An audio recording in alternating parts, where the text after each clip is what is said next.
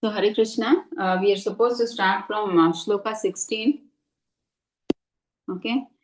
Aham kratur aham yagnaha.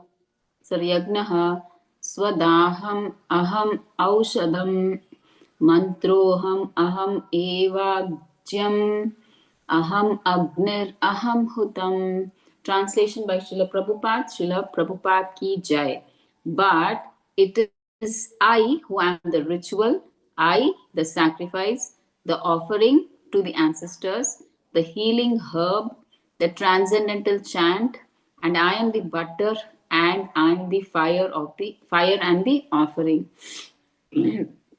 Okay, so Krishna is saying in the shloka that I am the ritual, I am the sacrifice, I am the offering, I am the mantra, I am the butter. So you can see the yagna happening, right? So I am everything in that. I am the fire, I am the butter, I am the mantra, and whatever is being offered, that I am. Okay, in Vedic times, generally, sacrifices were very big and they were very detailed actually. Okay, they had a big sacred fire and in which they used to have a long ladle spoon in which they used to pour the ghee or the clarified butter by chanting mantras, and they used to put herbs, and the priests they perform rituals. So all these Krishna is saying, all that is me. The priests who are performing or whatever is being happening, the fire or the butter or the things that are being put in it, everything that is me. See, not just the one receiving the offering, but the entire process that is happening is me. So why does Krishna say this? Because some people think this religion is just a ritual. I mean, they just do it as a ritual. I mean, performing a sacrifice means, okay, fire, just pouring ghee, and they think it is just a religion ritual. Okay, just light the fire, chant the mantras, offer the ghee, finish. Okay, that's all they think. But Krishna, he's revealing the deeper truth. He's saying the ingredients come from him. The fire is his energy, right? The mantra means what? It is Krishna himself, right? When they say, when they do the sacrifice, they start with Om, right? Om is nothing but Krishna. So he's saying the mantra is himself. Okay, and the person offering is also his part and parcel. The priest who is doing is also his part and parcel. So Krishna is saying here that in the shloka, so do not think sacrifice is separate from me. So when you're performing a yagna, that is me. Okay, I am the source and the substance of all. So when someone serves Krishna directly with devotion, see, instead of going for all these yagnas, earlier also in many chapters we've read, we don't have to do all these yagnas. If we directly do devotional service, it means we have done everything. We've performed all the yagnas, all the charities, all everything is inclusive. Okay, so we don't have to separately do the sacrifices or yagnas. So if we just do devotional service, it is inclusive. It includes all these sacrifices that are mentioned in the Vedas.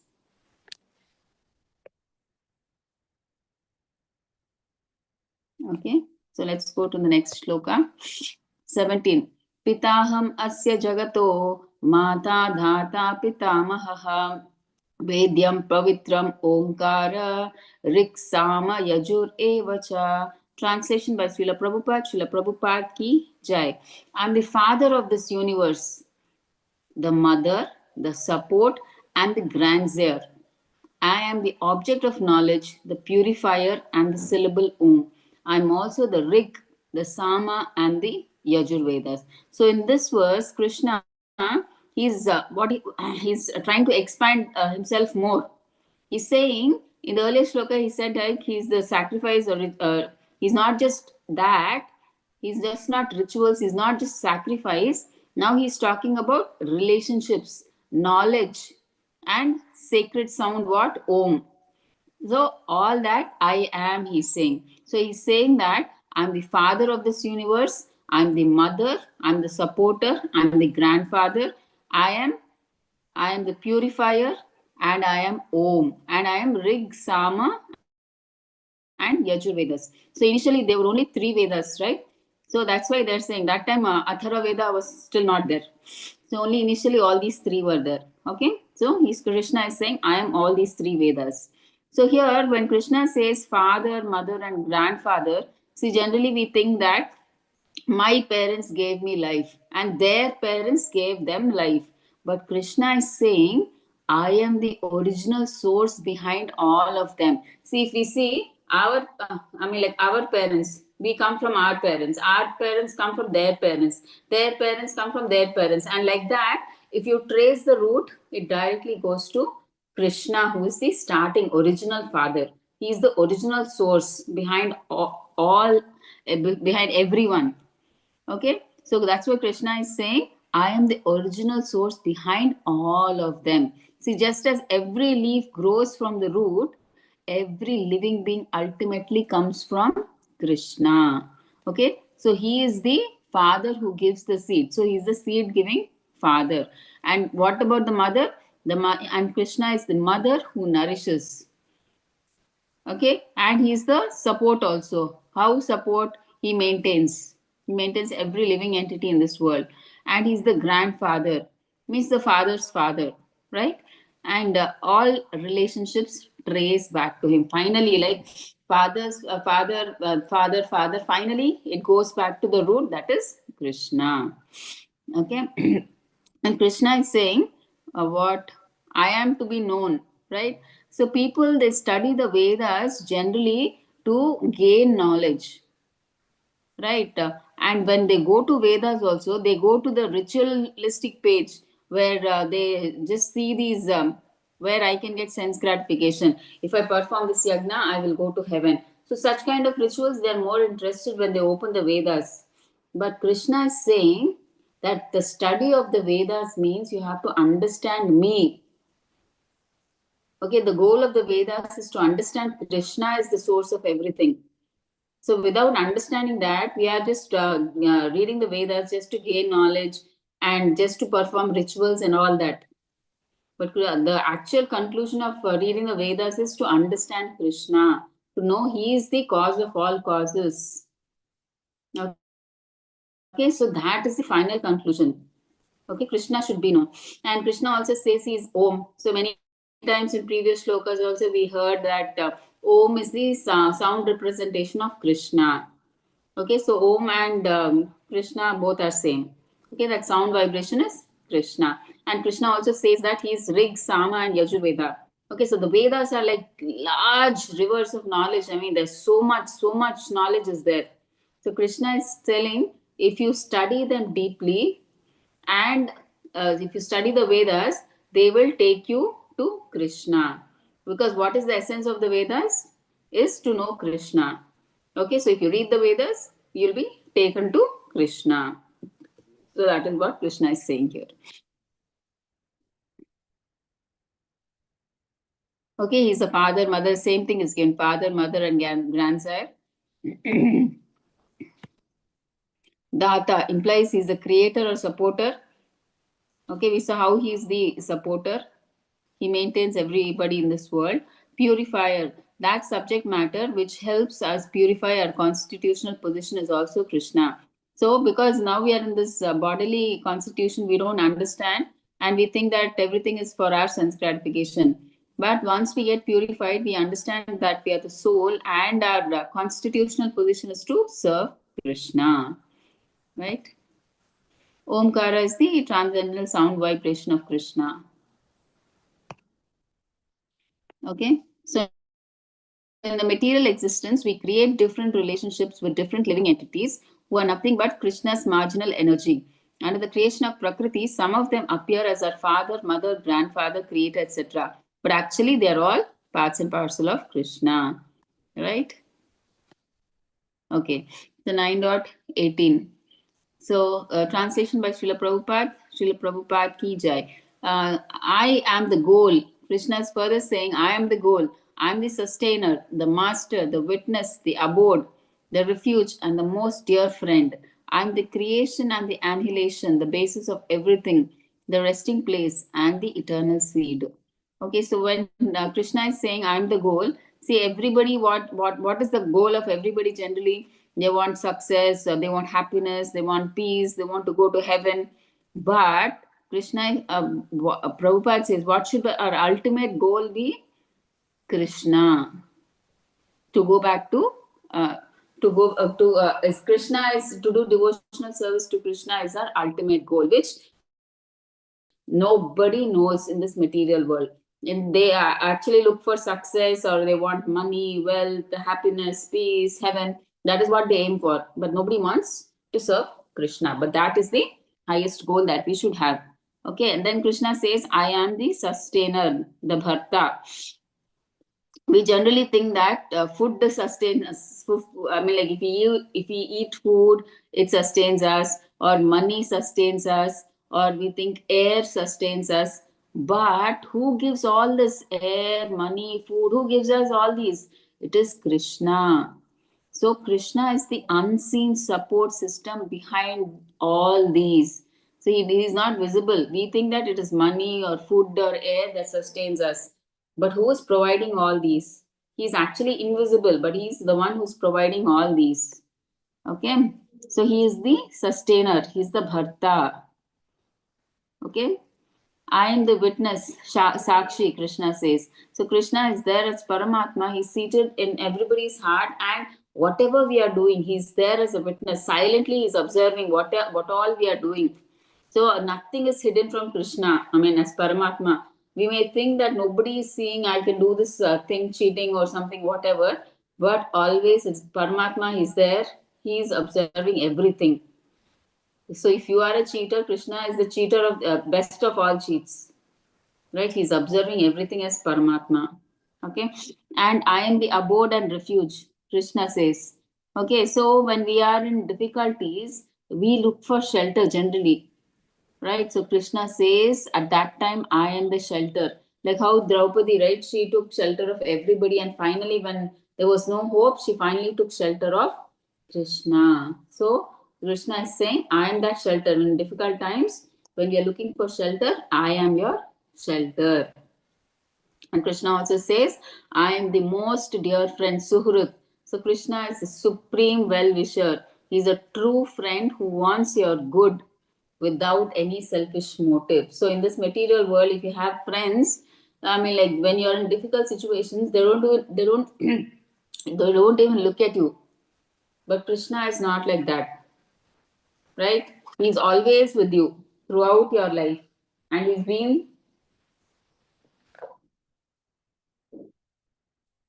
been there with you all the time, right? He's there as Paramatma with us all, whether when we were in the body of a worm or a pig or a fox or whatever, he was always there, always will be there, wherever we are, right? So he's our ever wishing well-wisher. And Krishna also says that he is the original eternal seed-giving father. So Krishna is the original seed-giving father. He impregnates Mother Prakriti and with his glands, and that's how the living entities come in to existence in Prakriti. Okay.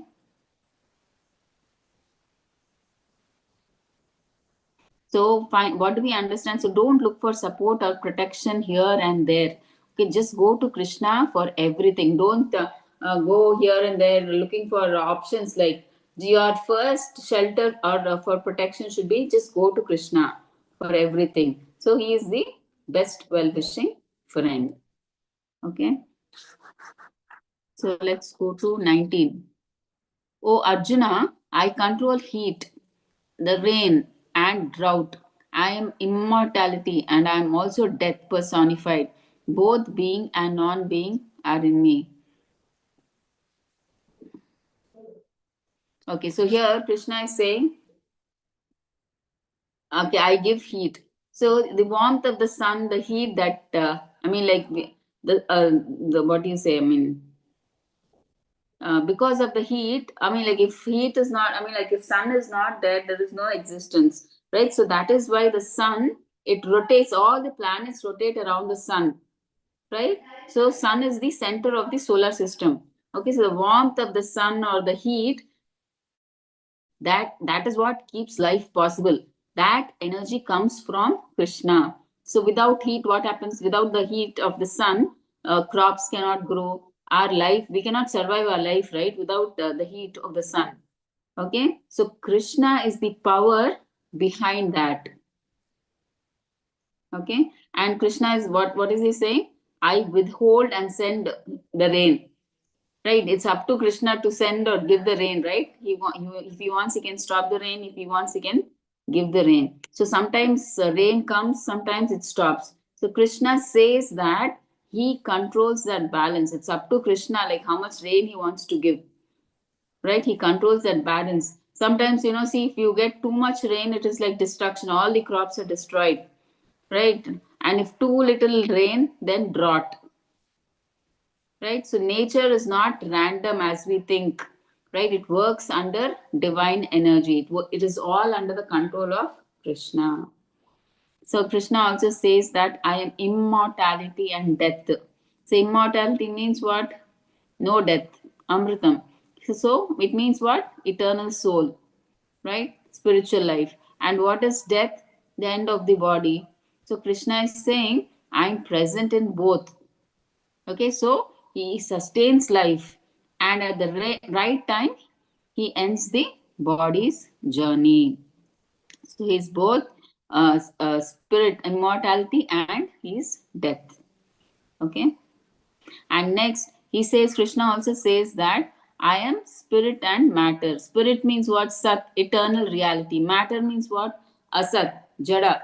So temporary material world. So spirit means eternal, matter means what? Temporary material world. So Krishna says he exists in both. So he's there in the spiritual world and he's there in the material world.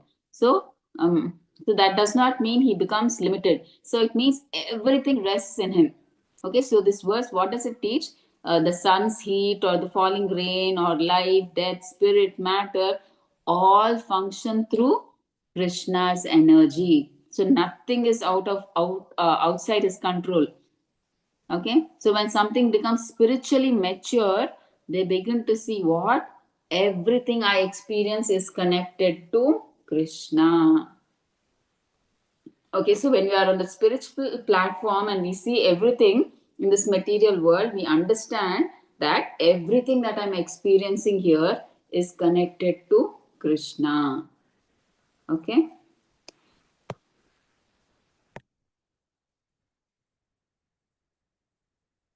Okay, 9.20.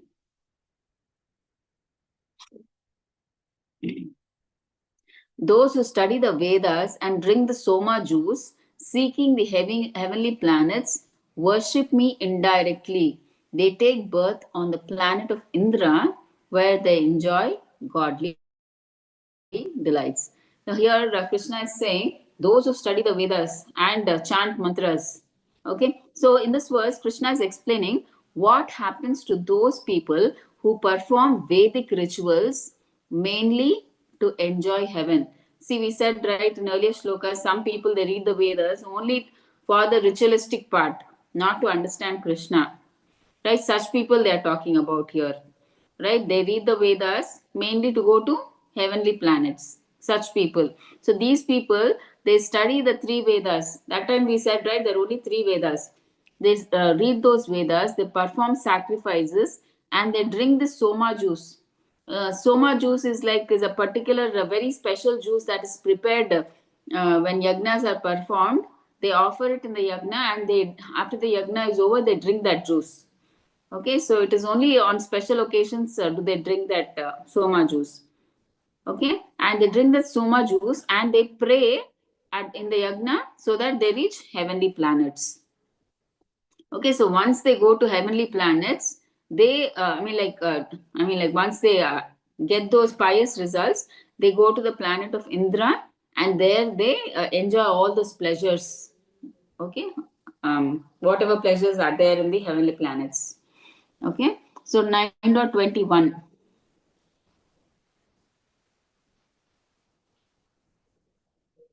Okay, so when they have thus enjoyed heavenly sense pleasure, they return to this mortal planet again. Thus, through the Vedic principles, they achieve only flickering happiness. And here in the previous verse, Krishna is saying, they seek the heavenly planets and worship me indirectly. Okay, why is Krishna saying that worshipping me indirectly? See, because their goal is not a love for Krishna. Why are they reading the Vedas? Not to understand Krishna, right? Their goal is to go to heavenly planets.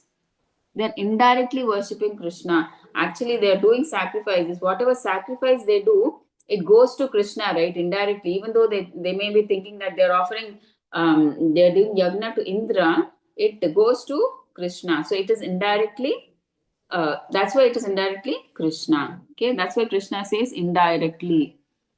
Okay. Okay, so in the next verse, they're saying what? The continuation to the previous shloka. See, once they get their pious credit, they after death, they go to the heavenly planets, right? And there, until their pious credit exhausts, they enjoy over there in the heavenly planets. And once their pious credit is over, they again come back to this material world, which is full of miseries. So it's like this Ferris wheel that you see in the PPT. See, once you get pious credit, it's like you're on the top of the Ferris wheel. And again, once your pious credit is over, you come down, you fall down to the material world again. Okay?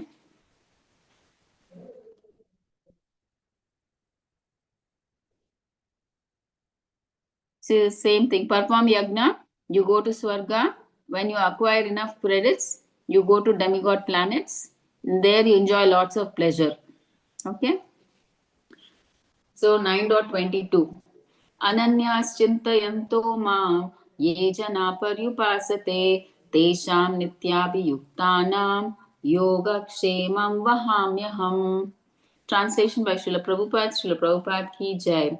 But those who worship me with devotion, meditating on my transcendental form, to them I carry what they lack and preserve what they have. Okay, so Ananya, they're saying Ananyas. Ananya means what? Nothing, no other goal. Means what? Nothing, no divided attention. So, no separate motive or no backup plan. Okay, their heart is not split between heaven, wealth, fame, and God. Right? They just want Krishna alone. So, Ananya means what? Their faith is not divided, it is just one pointed, right? They want only Krishna. Their goal is Krishna. They don't want wealth, fame, or heaven or anything. So their mind is not wavered on all these. Their mind is ananya, only one pointed. Their goal is they want Krishna. No other goal they have. Okay, and then they are saying nityabhiyuktanam. Okay, means what? Constantly. Nitya means always constantly connected. It's not like connected means only in the temple when I do, I will remember Krishna. Only on festival days, I will remember Krishna and I will do Seva. No. These people are like daily, constantly, they're always connected to Krishna.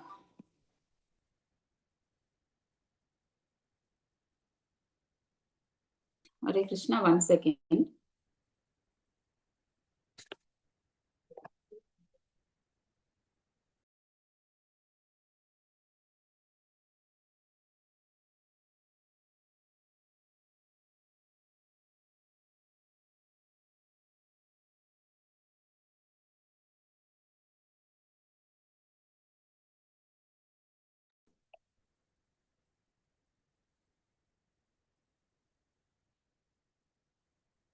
Yeah. Sorry, is everybody able to hear me? Yes, Mataji. Haribol. Thank you, Prabhuji. Okay, so we were talking about Nityabhiyuktana means constantly connected, not just when you go to the temple, when you do seva or on festival days, but daily, daily, whatever work they are doing, they are like even walking, studying, working. So they're always remembering Krishna. Okay, and next, Yoga Kshemam Vahamyaham. Okay, yoga means what? What you do not have but need. Kshema means what? What you already have and must be protected. So Vahami means I carry it myself. So Krishna does not say I arrange. Okay, he says I carry. What does this mean? See, whatever the devotees don't have, See, whatever, I mean, Yogakshema Vahamyaham means what Krishna is saying, I carry what they lack and preserve what they have. I carry. Carry means what? He's saying, Krishna is saying, I personally come and give them what they lack. It's not that I send somebody to do that. So Krishna is saying, I personally come and what they lack, I only personally give it. I don't send somebody from my behalf. I only carry, I only do it. I personally do it for my devotees. So I carry what they lack and what they already have, what I preserve that. Krishna is telling. Okay, he personally comes and he takes that responsibility. येऽपि अन्यदेवता भक्ता यजन्ते श्रद्धयान्विता तेऽपि माम् एव कौन्तेय यजन्ति अविद्धिपूर्वकम्. Translation by Srila Prabhupada. Srila Prabhupada ki jai. Whatever a man may sacrifice to other gods, O son of Kunti, is really meant for me alone, but is offered without understanding. So that's what we've understood, right, in other previous slokas. See, when we do a yagna, actually we think we are offering that to Indra or Chandra or whoever, that particular demigod, but it actually goes to Krishna first because he is the yagna bhokta. It goes to Krishna and the remnants come to the demigods. Okay, so it is offered, but the people who are offering, they don't know that. They think they are offering it to Indra or Chandra, but it is actually going to first Krishna, who is the Yagna Bhokta, and then from Krishna it comes to Indra. Okay.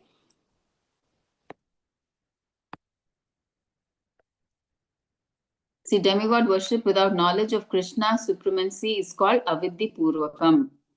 It is a sign of less intelligence because such worship is offered to me only, but indirectly. Okay, so three analogies are giving. It's like pouring water on the leaves and branches and not the roots. So Krishna is the root. So if we water the root, the whole tree is nourished. So like that, if we worship Krishna, it is like we are worshipping the whole of the demigods. We don't have to worship each of the demigods. Krishna, if you worship, it's like everybody is satisfied. See, feeding different parts of the body and not the stomach. See, if we feed the stomach, the whole body is nourished. And like, for instance, if you feed the hand or the legs and the nose, no use, right? The body becomes weak. So if you just feed the body, I mean like stomach, the whole body is nourished. So that feeding the stomach is like Krishna. Like if you worship Krishna, you're indirectly you're worshipping all the demigods. And not to follow the laws of the government and offering a bribe to the officers. See, when you're worshipping the demigod, it's like you're offering a bribe, right? So which is wrong. So it's better to follow the laws of the government, right? And not offering a bribe to the officers or the demigods. So what do we generally do? It's like bribing the demigods. Like when we worship the demigods, we want instant results, right? Right? So that's why we worship the demigods. We do all these yagnas. That is like a bribe only, right? You do these yagnas. We try to satisfy them, and they're so they become pleased and they give us what we want. Okay. So result of such worship is, what happens to such worshippers? They simply fall down, obviously, because people who worship the demigods, what happens? They come back, right? Once the pious credit is finished, they again have to come back to this material world.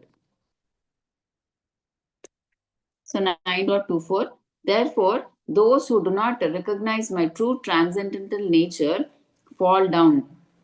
I am the only enjoyer and master of all sacrifices. Aham hi sarva yagnanam bhokta cha prabhur evacha natum mam abhijananti tatve natash chavanti te. Okay, so Krishna is the real enjoyer and the master of all the sacrifice. And if someone does rituals without understanding him as the supreme, then they get limited results and they stay in the cycle of birth and death. So if you don't understand, if you perform a yagna, thinking that you're doing it for Indra, it's like it becomes a pious activity. And when it is a pious activity, you get I mean like once you go die, you go go to the heavenly planets, your pious credit is over, you come back again to this material world. So you are caught up in this cycle of birth and death. Only if you do an yajna, thinking that you're doing it for Krishna or Vishnu, is there a chance for you to get liberated? Okay, otherwise it gets converted into a pious credit and you will be caught up in this cycle of birth and death. 9.25 Yanti deva vrata devan pitrin yanti pitrivrata bhutani yanti bhuteja yanti madhyajinopi mam. Those who worship the demigods will take birth among the demigods. Those who worship ghosts and spirits will take birth among such beings. And those who worship ancestors go to the ancestors, and those who worship me will live with me. So here Krishna is saying, what is the fate of those who worship demigods and other than Krishna? So like if you worship the demigods, you will take birth in the planets of demigods. Okay, and those who worship ghosts and spirits, they will take birth in the planets of such uh, places where ghosts are there, ghosts and spirits are there. And those who worship ancestors, they go to the Pitraloka. Okay, and those who worship me, Krishna is saying, they will live with me. So those who worship Krishna, they will stay in Goloka Vrindavan, which is like eternal. It is spiritual and it is eternal. So remaining all the places that you take are material. So where the demigods live, that is material. The ghosts, that is material. And the ancestors, that is also material. Right? But Krishna's place is spiritual, it is eternal. Satchidananda. It is Sat means eternal, Chit full of knowledge, Ananda, it's full of bliss. So, and we should all try to go to that place. Okay. So 9.26 Patram pushpam phalam toyam yo me bhaktya prayachati tadaham bhakti upahritam ashnami prayatatmanaha. Translation by Srila Prabhupada. Srila Prabhupada ki jai. If one offers me with love and devotion a leaf, a flower, a fruit, or water, I accept it.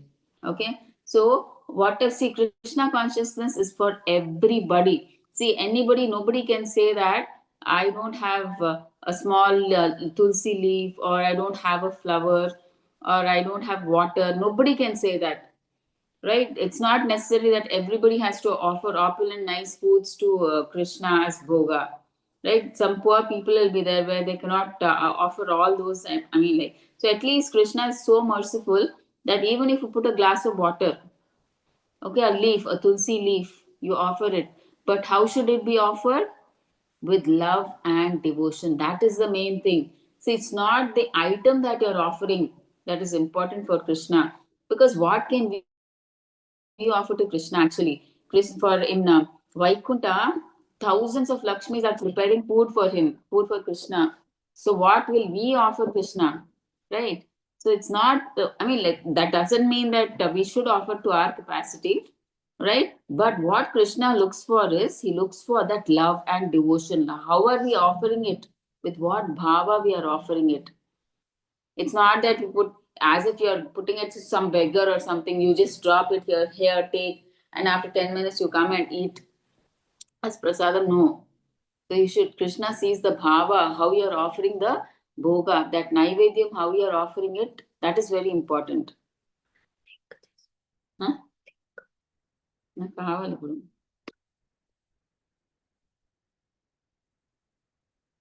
Just a second. నువ్వు అందుట్లో పెట్టుకోవచ్చు కదా ఇప్పుడు. ఇక్కడ ఏం చేసావు నువ్వు? ఇక్కడ పోయింది.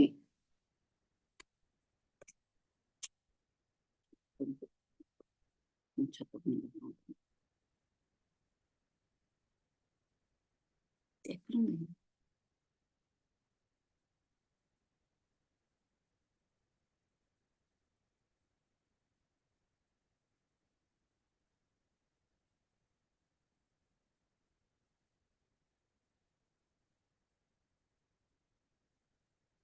So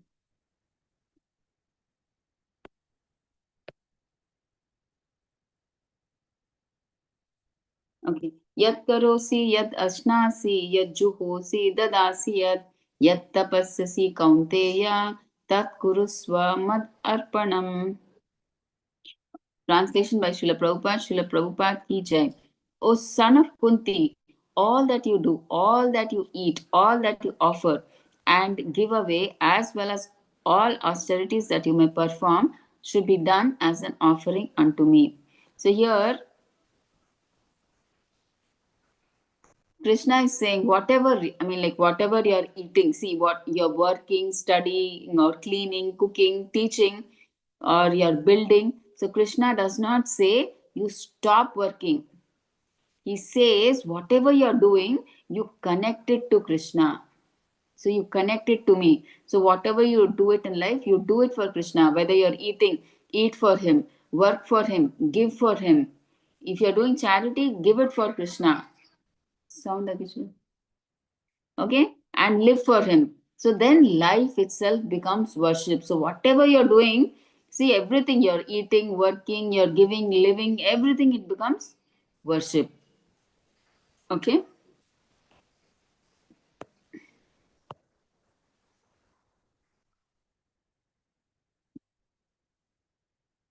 See, whatever you do, whatever you eat, whatever you offer or give, whatever austerities you perform,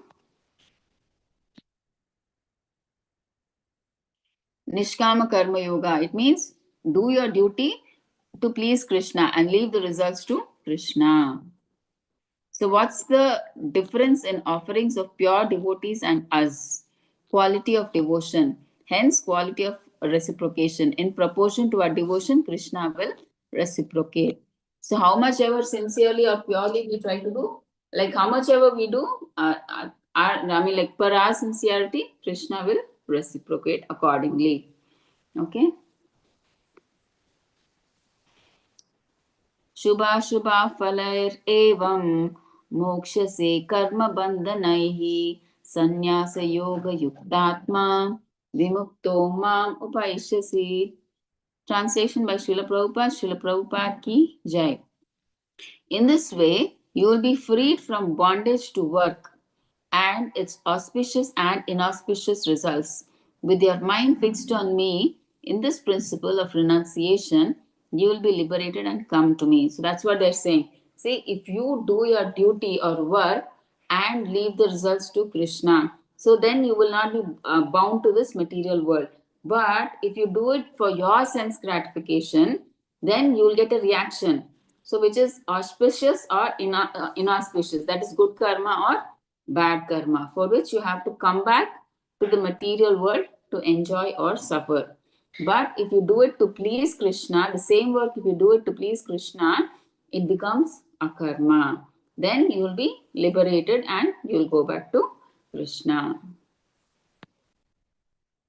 9.29 Sammoham sarvabhuteshu न मे द्वेष्योऽस्ति न प्रियः ये भजन्ति तु मां भक्त्या मयि ते तेषु चाप्यहम्. Translation by Srila Prabhupada. Srila Prabhupada ki jai. I envy no one, nor I am partial to anyone. I am equal to all. But whoever renders service unto me in devotion as a friend is in me, and I am also a friend to him. So here Krishna is saying, see, I envy no one, nor I am partial to anyone. He's saying I'm equal to all. See, that is why he provides the basic necessities for everybody, be it atheist, be it a Mayavadi, or be it a non-devotee. He provides all the basic necessities like water, air, food, so everything he provides. What are the basic things, right? But what is Krishna saying? But whoever renders service unto me in devotion is a friend, is in me, and I am also a friend to him. So Krishna gives special importance to whom? Who is a devotee, right? Who renders seva. Because for a devotee, he knows no one other than Krishna, and Krishna also knows no one other than his devotee.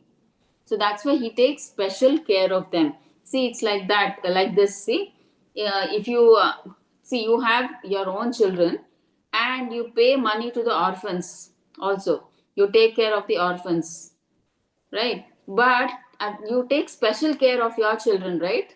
More than the orphans. You take care of the orphans also, but you give more importance to your own children. So, like that, Krishna also, he takes care of the other people, but he takes special care of his devotees, because the devotees know no other than Krishna.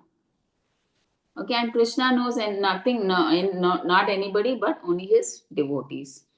Okay. 9.30 अपि चेत्सु दुराचारो भजते माम अनन्यभाव साधुरेव समन्तव्या सम्यक् व्यवसितो हि सहा. Translation by Srila Prabhupada. Srila Prabhupada ki jai. Even if one commits the most abominable actions, if he is engaged in devotional service, he is to be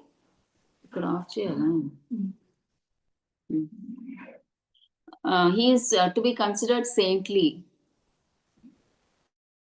because he is properly situated. See, here they are saying that Krishna is saying, even if one commits the most, see, all of us are like now practicing devotees. It's not that we are pure devotees, right? We will commit faults. We will do mistakes. But here, what is Krishna saying? See, even if one commits the most abominable action, at the same time, see, he's performed that whatever mistake, but he corrects that mistake and he does not do that mistake again, and he continues his devotional service. He is considered saintly. We should not blaspheme him, or we should not ridicule him. Oh, we should not say, oh, you are a devotee, you've done this. You should never say that. Krishna is saying he is still considered saintly. Why? Because he's still continuing his devotional practice sincerely, and he's trying to correct that mistake. Right? He tries to correct that mistake and he does not do it again, and he continues his devotional service. He is considered saintly. We have no right to criticize saying that, oh, you're a devotee, you're still doing such mistakes. And we should not do that. That's what Krishna is telling over here. Okay, he is still considered saintly because he now understood his mistake and he's trying to rectify that, and he's continuing sincerely in his devotional service. He is saintly. Okay. 9.31 Kshipram bhavati dharmatma shashvat shantim nigacchati kaunteya pratijanihi name bhaktya pranashyati. Okay, so a translation by Srila Prabhupada. Srila Prabhupada ki jai. He quickly becomes righteous and attains lasting peace. O son of Kunti, declare it boldly that my devotee never perishes. Okay, so then what happens next? He's saying that such a kind of devotee, he quickly becomes righteous and at last and attains lasting peace. So he tries to correct and he comes on the path of devotional service, and he becomes righteous and he attains lasting peace. And that's why Krishna is saying, O son of Kunti, declare it boldly. So why is Krishna asking anybody? Why you can tell me why Krishna is asking Arjuna to declare it boldly? Krishna himself can declare it boldly, right? That my devotee never perishes. Why is Krishna asking Arjuna to declare it? Any guesses or any idea?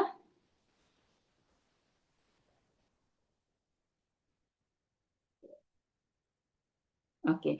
See, why is Krishna? See, Krishna is very famous for breaking his promises. All of you know, right? The promise that he broke. He said that in the Kurukshetra war, he will not pick up any weapon. But he picked up the chariot wheel and he was about to throw it on Bhishma, right? So he broke his promise. Right? So, like that. That's why he, because if he says now that my devotee will never perish, Krishna may break that promise again. Right. So, but if the devotee makes that promise, Krishna may break his promise, but he never breaks the promise of a devotee. Okay, so that's why Krishna is asking Arjuna to declare it boldly that my devotee will never perish. Because if he says, Krishna says, there is always a chance that he breaks the promise, right? But if Arjuna says, because Krishna at any cost never tries to break the promise of his devotee. Okay, so that's why Krishna is asking Arjuna to say that. See, even if a devotee is imperfect, the same thing. Krishna considered him as saintly, still as saintly. Why Krishna considers imperfect devotee as saintly? Because he's properly situated in his determination. Because he understands his mistake and he tries to correct it, and he's still doing his devotional service. And that's why he quickly becomes righteous and attains lasting peace.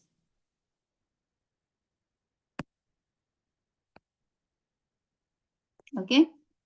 9.32 Mam hi partha vyapashritya yepi syuh papayonayaha striyo vaishyastata shudras tepi yanti param gatim. O son of Pritha, those who take shelter in me, though they be of lower birth, women, Vaishyas means merchants, and Sudras, workers, can attain the supreme destination. So here, Krishna is trying to classify one thing. See, it is not based on bodily designation at all. Whether you are in a lower caste or a higher caste, higher birth, lower birth, rich, poor, black, white, American, Indian, nothing matters. Okay, what matters is whether you are interested in devotional service. That is what matters. So that's what Krishna is saying. See, it is not whether, though they may be of lower birth, like lower birth means women are considered, women, Vaishyas, Shudras, they are considered as lower birth. Right?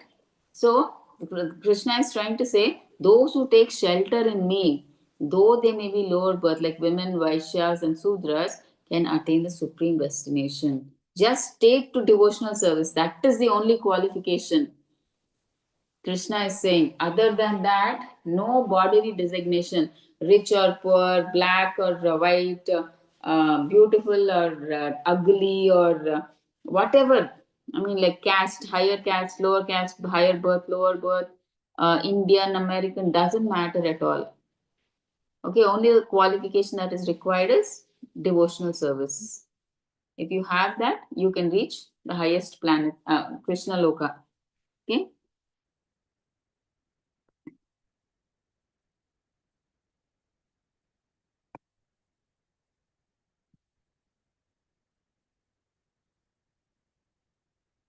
Okay, the same thing is being explained here.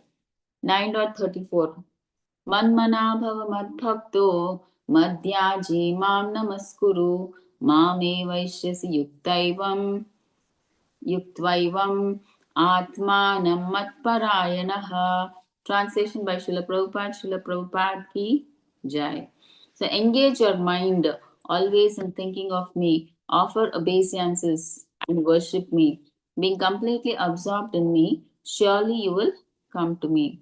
So here Krishna is saying, engage your mind in thinking of me.